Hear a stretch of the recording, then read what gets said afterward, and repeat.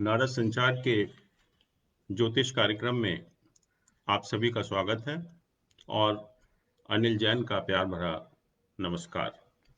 दोस्तों, हर रविवार की तरह मैं सुबह 10 बजे आपके सामने उपस्थित हूं और जैसे मैंने कहा था कि यहाँ पर हम ज्योतिष विषय के बारे में जो भी आपको जानकारी चाहिए या जो भी आपकी कुछ इच्छा हो या कुछ जिज्ञासा हो, उसके बारे में पूछ सकते हैं, क्योंकि बहुत सारे प्रश्न होते हैं जो हम लोग ज्योतिष के संबंध में इस्तेमाल करते हैं या डेली लाइफ में उनका इस्तेमाल होता है।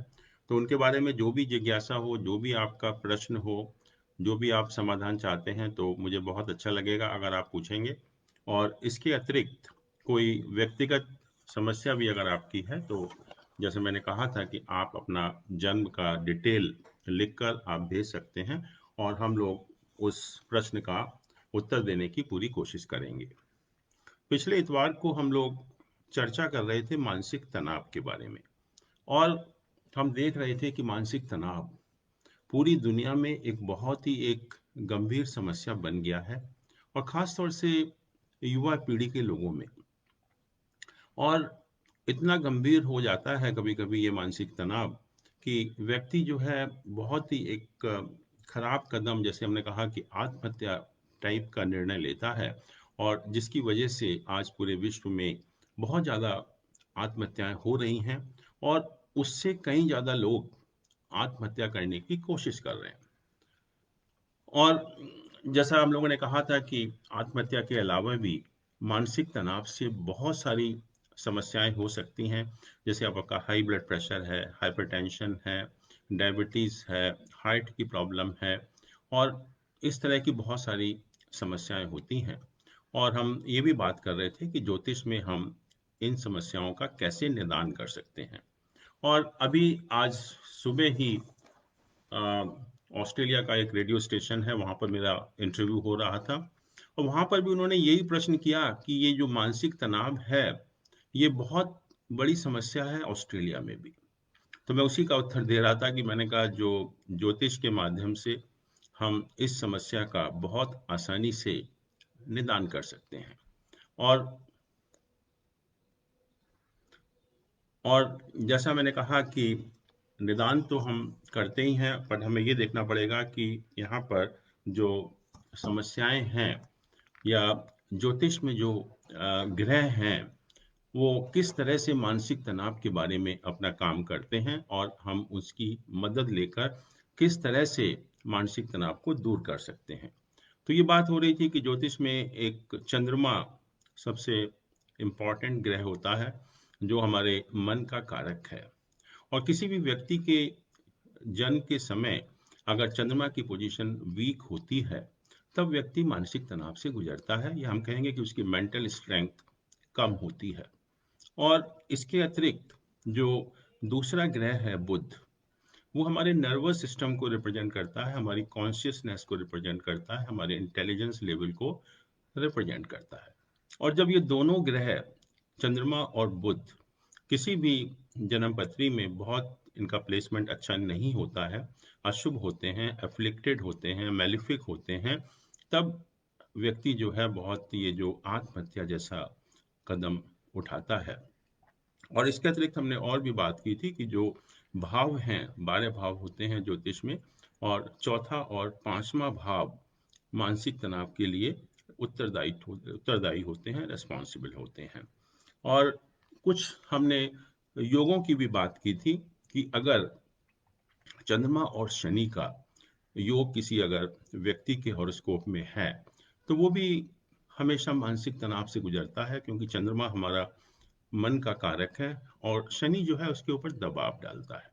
तो जैसे हम कहते हैं कि साढ़े साती में जन्म हुआ है, या ये व्यक्ति हमेशा मानसिक तनाव में ही रहेगा। इसको हम ज्योतिष में विष योग के नाम से भी जानते हैं। और जिसके भी जब चंद्रमा और शनि का योग होता है हॉरोस्कोप में, आप देखते हैं कि ऐसे व्यक्ति हमेशा मानसिक तनाव में रहते हैं। उनको आप कितना भी अच्छा एनवायरनमेंट दे दीजिए, कितनी भी अच्छी सिचुएशन हो, कितना भी अच्छा लोग एंटरटेनमेंट कर रहे हो अपने आप को, लेकिन ऐसे व्यक्ति उसमें इन्वॉल्व नहीं होंगे। वो किसी कोने में बैठकर जो है कुछ ना कुछ नेगेटिव थिंकिंग कर रहे होंगे। तो ऐसे लोग बहुत निराशावादी होते हैं, इनकी सोच बहुत नकारात्मक होती है। तो पॉसिबिलिटी होती है कि ऐसे व्यक्ति भी मानसिक तनाव से गुजरें। और अगर चंद्रमा और शनि की स्थिति ठीक नहीं है, तब ये पोजीशन बहुत सीरियस हो सकती है, गंभीर हो सकती है। और हमने ये भी चर्चा की थी कि अगर चंद्रमा और राहु का योग है किसी भी हॉरोस्कोप में, तो हम कहते हैं कि व्यक्ति का जन्म चंद्र ग्रहण के टाइम हुआ है, जबकि चंद्रमा पर राहु का ग्रहण लगा हुआ है। और राहु का जो रोल है वो कंफ्यूजन क्रिएट करना है। तो ऐसे व्यक्तियों के माइंड में हमेशा कंफ्यूजन रहता है, वो निर्णय नहीं ले पाते, बहुत इंडिसिसिव होते हैं, सोचते रहते हैं कि मैं ये करूं या वो करूं। तो ये भी एक, अगर चंद्रमा और राहु का योग किसी भी व्यक्ति के अगर हॉरोस्कोप में होता है, तो उसको भी काफी मानसिक तनाव से गुजरना पड़ता है। इसके अतिरिक्त यदि मंगल अगर छठे, आठवें या 12वें भाव में है किसी भी व्यक्ति के हॉरोस्कोप में, वो भी जो है मानसिक तनाव के पॉइंट ऑफ व्यू से बहुत अच्छा नहीं माना गया। बट आज, जैसे मैंने वायदा किया था कि आज हम चर्चा करेंगे कि अगर ये मानसिक तनाव है, तो ज्योतिष में उपायों की मदद से हम उसको किस हद तक उसके ऊपर हम काबू पा सकते हैं। जैसा मैंने कहा कि जन्म के समय जो स्थिति होती है आपके हॉरोस्कोप में ग्रहों की, उससे हमें बहुत कुछ आइडिया लग जाता है, पता लग जाता है।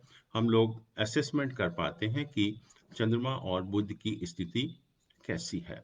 आपको किसी भी विद्वान ज्योतिष की सलाह लेनी पड़ेगी और वो आपको बता सकता है कि इस हॉरोस्कोप में चंद्रमा और बुध की क्या स्थिति है। अगर चंद्रमा और बुध वीक होते हैं, एफ्लिक्टेड हैं, मेलिफिक हैं, तब हमें एक चिंता का विषय बन जाता है, उसके बारे में हमें सोचना पड़ता है।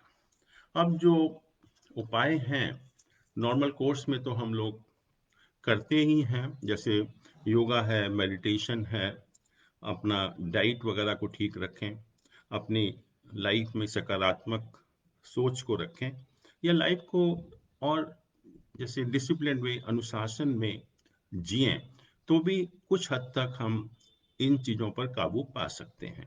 बट जहाँ तक ज्योतिष का सवाल है, जैसा मैंने कहा कि जो दो ग्रह हैं चंद्रमा और बुध, उन्हीं का इम्पॉर्टेंट रोल है मानसिक तनाव के लिए। तो अगर चंद्रमा किसी का भी हॉरोस्कोप में कमजोर है, तो हमें देखना पड़ेगा कि चंद्रमा के लिए आसान उपाय व्यक्ति क्या कर सकता है। और चंद्रमा हमारी माँ को रिप्रेजेंट करता है, मदर का कारक है। तो सबसे पहले तो जरूरी है कि हम अपनी माँ की रिस्पेक्ट करें, माँ को जो आदर सम्मान मिलना चाहिए वो दें। और पहले हमको सिखाया भी जाता था कि सुबह उठकर माँ बाप के पैर छूना, उनका आदर सत्कार करना और उनकी हर बात को मानना या उनका आदर करना।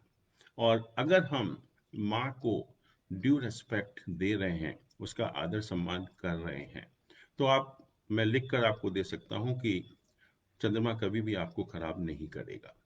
ये बहुत एक सिंपल उपाय है जो हमें अच्छे संस्कार को भी सिखाता है, अच्छे कर्मों की तरफ ले जाता है, जो हमारी लाइफ का उद्देश्य भी है।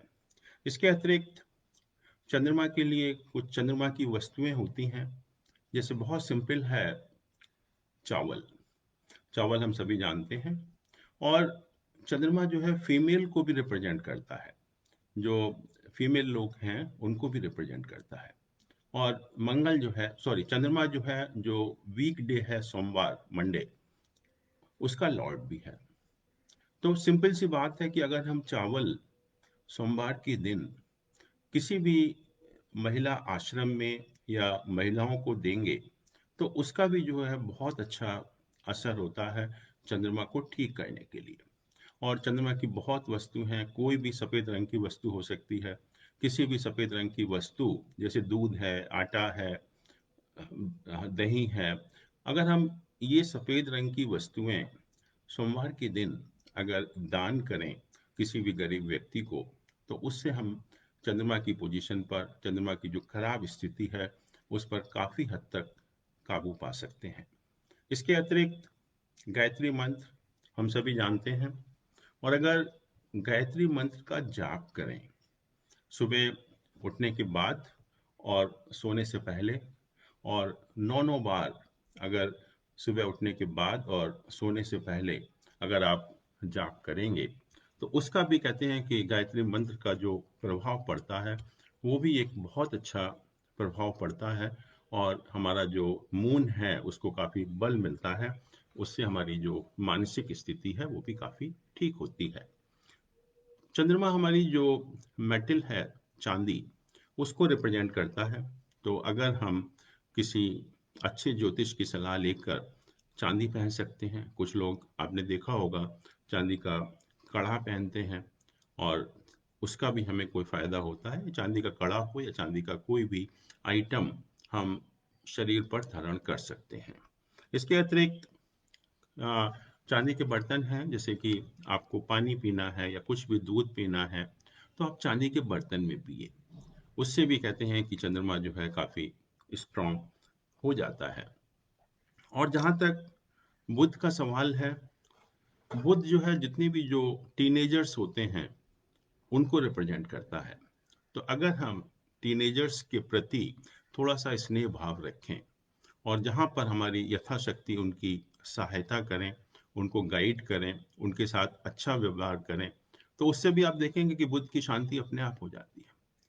और जो हम किसी के बारे में गलत शब्दों का उपयोग करते हैं, आजकल जैसे हम देखते हैं कि हम इवन जो टीवी वगैरह पर भी डिबेट होती हैं, वो एक दूसरे को गाली देते रहते हैं और कहते हैं कि अगर आप अननेसेसरीली किसी को गाली दे रहे हैं तो बुद्ध का उसके ऊपर बहुत ही एक खराब प्रभाव पड़ता है। और बुद्ध हमारी वाणी है, बुद्ध हमारा कम्युनिकेशन है, तो वाणी अपने आप बंद हो जाती है और बुद्ध इतना ज़्यादा खराब हो जाता है। तो अननेसेसरीली किसी के प्रति भी आप हार्श लैंग्वेज का इस्तेमाल मत करिए। इसके अतिरिक्त भी हम बोलने के अलावा कभी कभी लेख लिखते हैं या कहीं पर हम टीवी में, रेडियो में बोलना भी शुरू कर देते हैं और अननेसेसरीली किसी के प्रति हम गलत एलिगेशन लगाते हैं, तो वो भी एक बुद्ध को खराब करता है। तो उससे भी हमें बचना चाहिए। और बुद्ध हमारी जो हरी चीज़ें हैं, हरे रंग की चीज़ें हैं, उनको रिप्रेजेंट करता है। तो सिंपल सा उपाय है कि आप बुधवार के दिन अगर हरी चीज़ का दान करेंगे, और ख़ास तौर से बहुत एक जो कारगर उपाय है, जो बहुत एक इफ़ेक्टिव उपाय है, अगर आप बुधवार के दिन गौशाला वगैरह में अगर आप चारा, हरा चारा गायों को खिलाते हैं, तो कहते हैं कि उससे अच्छा कोई बुद्ध की शांति के लिए या बुद्ध को स्ट्रॉन्ग करने के लिए उससे अच्छा उपाय नहीं है। इसके अलावा जैसे मैंने कहा कि जब चंद्रमा और शनि की भी युति होती है किसी भी हॉरोस्कोप में, वो भी एक मानसिक तनाव का कारण बनता है। तो अगर ये सब चीज़ें शनि की वजह से हैं, तो हमें शनि का भी उपाय करना पड़ेगा। और शनि जो है, मैं कहता हूँ कि इससे अच्छा कोई ग्रह भगवान ने नहीं बनाया। शनि चाहता है कि आप अपनी लाइफ को ठीक तरह से जिए, और अगर आप गलत रास्ते पर जा रहे हैं तो शनि आपको रिमाइंड भी करता रहता है। और जो हम साढ़े साथी या ढैया वगैरह की बात करते हैं, मैं तो कहता हूँ सॉर्ट ऑफ रिमाइंडर कि आप अपने लाइफ को डिसिप्लिन तरीके से जिए, आप अपनी ईगो को कंट्रोल करिए। अगर किसी तरह से भी आप ये दो चीज़ें अपनी लाइफ में उतार सकते हैं, अपनी ईगो के ऊपर काबू रखना और लाइफ को अनुशासित ढंग से जीना, तो शनि कितना भी खराब हो आपकी हॉरोस्कोप में, शनि आपसे कुछ नहीं कहता। इसके अतिरिक्त शनि जो मेहनत मजदूर करने वाले लोग हैं उनको भी रिप्रेजेंट करता है। इसका अर्थ ये हुआ कि जो भी मेहनत मजदूर करने वाले लोग हैं, you have to be nice to them. मैं ये नहीं कहता कि उनकी रेस्पेक्ट करिए, बट आपको उनके प्रति व्यवहार, उनकी जो भी ड्यू डिमांड है उनको आप पूरा करिए, उनको कोई प्रॉब्लम है तो उसको सॉल्व करिए और अननेसेसरीली उनका हक मत छीनिए। हम डे टू डे लाइफ में भी देखते हैं कि हमारे यहाँ कुछ हेल्प होती हैं घरों में, मेड सर्वेंट है या वैसे सर्वेंट हैं या कुछ और हेल्प होते हैं, और हमारा जो व्यवहार होता है बहुत अच्छा नहीं होता उनके प्रति। तो वो एक बहुत गलत है और वो शनि को बहुत ज़्यादा खराब करता है, उससे भी हमें बचना चाहिए। तो 3 चीज़ें हैं शनि के उपाय के लिए कि जो मेहनत मज़दूर करने वाले लोग हैं, उनके प्रति अपना व्यवहार ठीक रखिए, लाइफ को अनुशासन में रखिए, और तीसरा जो आपके अंदर ईगो है, जो आपके अंदर घमंड अननेसेसरीली भरा हुआ है, उसको कंट्रोल में करिए। तो शनि आपसे कुछ नहीं कहेगा, आपको कहीं जाने की ज़रूरत नहीं है। और उसके अतिरिक्त भी अगर आप कुछ करना भी चाहें तो शनि काली चीज़ों को रिप्रेजेंट करता है। आप किसी भी काली चीज़ का दान अगर शनिवार के दिन करेंगे तो वो भी इसके लिए लाभदायक होगा। इसके अतिरिक्त भी जैसा मैंने कहा था कि अगर चंद्रमा और राहु का युति है किसी भी हॉरोस्कोप में, वो भी एक मानसिक तनाव का कारण बनता है। तो हमें राहु के लिए उपाय करने पड़ेंगे। और कहते हैं कि जो राहु है वो कई सारी चीज़ों को रिप्रेजेंट करता है, जैसे कि सैनिक संस्थाओं में काम करने वाले लोगों को, अनाथालय में काम करने वाले लोगों को, और जो सफाई कर्मचारी हैं उनको रिप्रेजेंट करता है। तो अगर हम इन लोगों की हेल्प करेंगे, यथाशक्ति अगर हम इन लोगों की हेल्प करेंगे, तो राहु और केतु अपने आप ही ठीक हो जाते हैं। फिर हमें कोई उसके उपाय करने की जरूरत नहीं है। और अगर फिर भी जैसे अगर धर्म की बात करें तो जो भैरव भगवान हैं उनको राहु रिप्रेजेंट करता है। और आप देखते ही हैं जैसे दिल्ली में जो भैरव बाबा के मंदिर हैं वहाँ पर इतवार को बहुत रश होता है, लोग राहु की शांति के लिए आते हैं, वो भी आप कर सकते हैं। और इसके अतिरिक्त जो उपाय है राहु का, अगर आप संडे के दिन, इतवार के दिन सूजी का हलवा बनाकर गरीब लोगों को खिलाएंगे, तभी भी राहु की शांति हो जाती है। तो इस तरह से हम छोटे छोटे उपाय कर कर मानसिक तनाव के ऊपर काफी हद तक काबू कर सकते हैं। और जो मानसिक तनाव से होने वाली अलग अलग बीमारियां हैं जिससे हम आजकल बहुत पीड़ित हो रहे हैं, उसके ऊपर बहुत हद तक हम कंट्रोल कर सकते हैं। तो आज दोस्तों हमारी चर्चा यहीं पर ख़त्म होगी, बट क्योंकि मेरे पास कुछ प्रश्न हैं, उन प्रश्नों का भी हम जवाब देने की कोशिश करेंगे। पहला प्रश्न शेष नारायण तिवारी जी ने कानपुर से पूछा है। उनका जो डेट ऑफ बर्थ है वो 20 मार्च 97 है, और टाइम शाम का 8:20 और कानपुर का इनका बर्थ है। ये पूछना चाहते हैं कि कैरियर किस फील्ड में अच्छा रहेगा, किस सिटी में उनको काम करना चाहिए, और वर्ष 2021 इनके लिए कैसा रहेगा। तो इनका अगर हम जब जन्म पत्रिका देखते हैं तो इनका लग्न जो है वो अ, कन्या है, और लग्न में मंगल और राहु की युति है, और गुरु नीच का होकर 5वें भाव में बैठा हुआ है। और इसके अतिरिक्त 5 प्लैनेट, 5 ग्रह, सूर्य, बुध, केतु, शुक्र और शनि, इनकी 5 प्लैनेट की युति 5वें 7वें भाव में है। और खास तौर से अगर हम देखते हैं कि जो शुक्र है, सन का जो डिग्री है 6 है और शुक्र की डिग्री करीब 3 है, तो शुक्र जो है वो सूर्य के बहुत पास है। तो हम कहते हैं कि जो शुक्र एक जो प्लैनेट है जो हमें भौतिक सुख साधन उपलब्ध कराता है, वो अस्त है। अस्त का मतलब है कि वो प्लैनेट बहुत कमजोर हो जाता है, तो हमें जो सुख साधन मिलने चाहिए लाइफ में, भौतिक सुख साधन की बात कर रहा हूँ, उसमें अभाव रहता है। अब जहाँ तक दशा का सवाल है, इस समय जो इनकी दशा चल रही है वो शुक्र में शनि की दशा चल रही है। शुक्र में शनि की दशा चल रही है। और जैसे मैंने कहा कि शनि 7वें भाव में स्थित है और शनि के साथ सारे मैलिफिक प्लैनेट मतलब सन, मार्स, केतु, राहु, इन सब का एसोसिएशन है।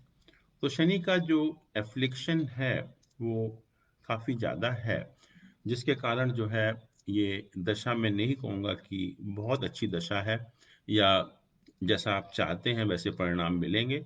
आपको डेफिनेटली लाइफ में स्ट्रगल करना पड़ेगा और जो परिणाम आप एक्सपेक्ट कर रहे हैं इस पर्टिकुलर टाइम में बहुत अच्छे नहीं मिलेंगे। और जहाँ तक प्रत्यंतर दशा का सवाल है, अभी जो प्रत्यंतर दशा बुध की चल रही है जो कि 27 जून तक रहेगी। उसके बाद प्रत्यंतर दशा केतु की होगी जो कि 27 जून से लेकर 4 सितंबर तक रहेगी। तो जहाँ तक अगर हम पहले वर्ष की चर्चा करें तो ये जो पीरियड है वर्ष का जुलाई अगस्त 2 महीने, ये आपके लिए बहुत अच्छे नहीं हैं। और इस पीरियड में एक तो हेल्थ की प्रॉब्लम होने के चांसेस होते हैं, तो उसके लिए आपको केयरफुल रहना पड़ेगा। और इस पीरियड में जो जो भी अगर आप मटेरियल कंफर्ट या मटेरियल गेन आप एक्सपेक्ट कर रहे हैं वो नहीं मिलेगा। और उसके बाद शुक्र का प्रत्यंतर दशा शुरू होगी, वो पीरियड ठीक रहेगा, पीरियड बहुत खराब नहीं रहेगा। तो इस समय अच्छी बात यह है कि अभी जो जुपिटर का गोचर है वो 5वें भाव में है, वो ठीक है। तो मैं कहूँगा कि अभी जून तक का पीरियड ठीक है। उसके बाद जुलाई अगस्त का पीरियड बहुत अच्छा नहीं है, बट उसके बाद पीरियड ठीक है। और ये जो इन्होंने कहा है कि कैरियर किस फील्ड में अच्छा रहेगा, तो इनका जो 10th हाउस का लॉर्ड है बुध है, तो बुध यही बेसिकली फाइनेंस में अकाउंटेंसी को इंडिकेट करता है। तो उस फील्ड में इनका कैरियर ठीक रहना चाहिए। और जहाँ तक किस सिटी में इनका सेटल होना चाहिए, तो वो भी जो 4th हाउस का लॉर्ड है जुपिटर, वो भी इंडिकेट यही कर रहा है कि आप जो कानपुर के रहने वाले हैं तो कानपुर के आसपास ही आपको सेटल होना चाहिए और किसी भी आसपास के शहर में ही आपकी नौकरी जो है वो लगेगी। दूसरा प्रश्न एक गाजियाबाद से है, शुभम गोयल जी के बारे में। और ये पूछना चाहते हैं कि इनका जो डेट ऑफ बर्थ है 23 अगस्त 88 है, सुबह का 3:26 और जगह है गाजियाबाद। इनका जो हम हॉरोस्कोप देखते हैं तो लग्न जो है वो 4 नंबर है, कर्क राशि है और उसका लॉर्ड 6ठे भाव में बैठा हुआ है शनि के साथ। तो पहला इनका प्रश्न है कि क्या ये मांगलिक दोष इनके हॉरोस्कोप में है अथवा नहीं।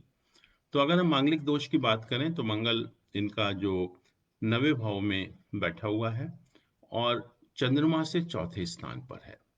तो हम कहते हैं कि जब भी चंद्रमा से या लग्न से या शुक्र से मंगल 1 2 4 7 8 12 स्थान में होता है तो व्यक्ति मांगलिक दोष से पीड़ित होता है।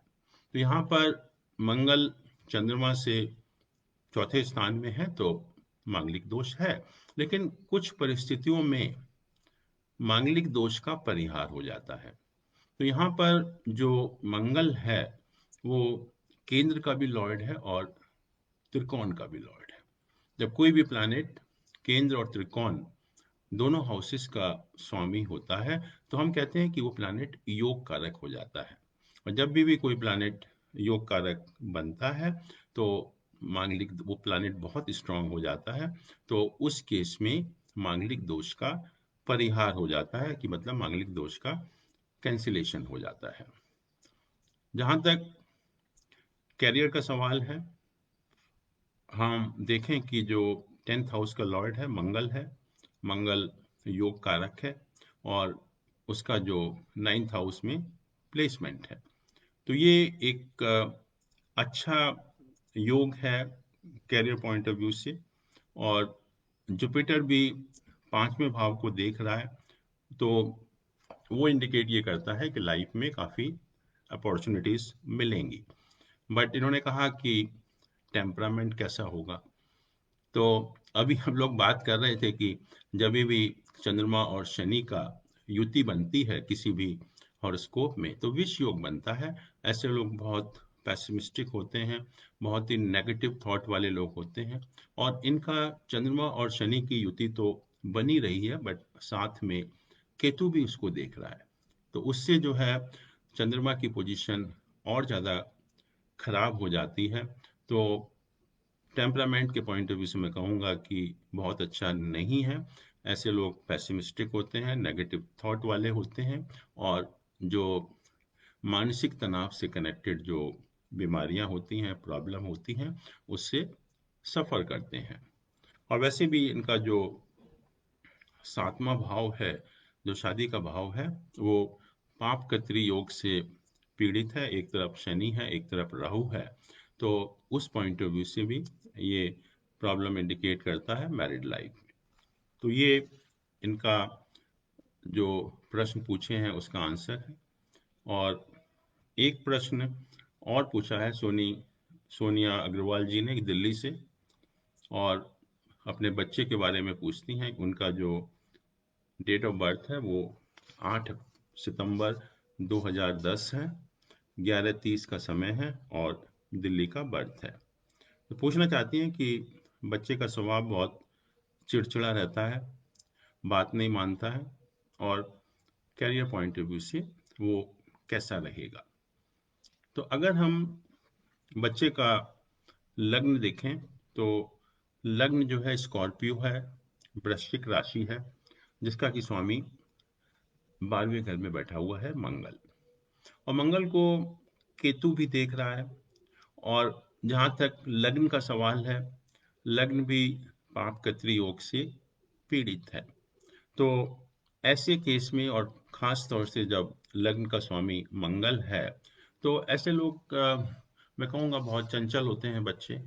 और क्योंकि उसका प्लेसमेंट बहुत अच्छा नहीं है, 12वें भाव में प्लेस्ड है, तो ये जो चिड़चिड़ा स्वभाव है उस टाइप का स्वभाव बना रहता है। और जहाँ तक और चीज़ों का सवाल है, पहली चीज़ मैं बताना चाहूँगा कि गुरु जो है वो 5वें भाव में अपनी राशि में बैठा हुआ है, जो कि बहुत अच्छी एक पोजीशन है। और जो प्रोफेशन का हमारा जो हाउस होता है 10th हाउस, वहाँ पर शनि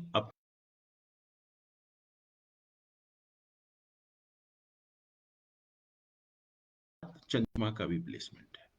तो हम कहते हैं कि 9th एंड 10th हाउसेस के लॉर्ड की युति बन रही है, और ये बहुत अच्छा योग है प्रोफेशन के पॉइंट ऑफ व्यू से। और हम तो कहते हैं ज्योतिष में कि there can not be a better योग than this as far as profession is concern. तो प्रोफेशन के पॉइंट ऑफ व्यू से बच्चे का हॉरोस्कोप बहुत अच्छा है, पढ़ाई के पॉइंट ऑफ व्यू से बहुत अच्छा है, पढ़ाई में बहुत अच्छा करेगा। और जहाँ तक प्रोफेशन का सवाल है, उसमें भी इसका जो परफॉर्मेंस होगी बहुत अच्छी रहेगी। तो इसलिए सोनिया जी से मैं कहूँगा कि कोई चिंता की बात नहीं है।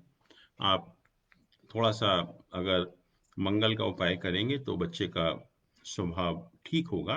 लेकिन जहाँ तक पढ़ाई का सवाल है, प्रोफेशन का सवाल है, लाइफ का सवाल है, वहाँ कोई प्रॉब्लम नहीं है। आपका जो बच्चे का हॉरोस्कोप है बहुत अच्छा है।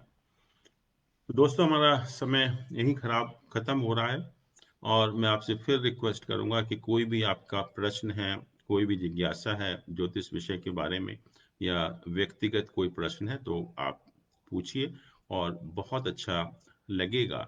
और कुछ लोगों ने कहा कि वो ज्योतिष सीखना भी चाहते हैं, तो उसके लिए मैं बताना चाहूँगा कि अभी हम लोग 28 फरवरी से एक नया बैच शुरू करेंगे, जो बेसिक एजुकेशन है इन एस्ट्रोलॉजी। और उसका जो क्लासेस होंगी वीकेंड पर होंगी, ऑनलाइन क्लासेस।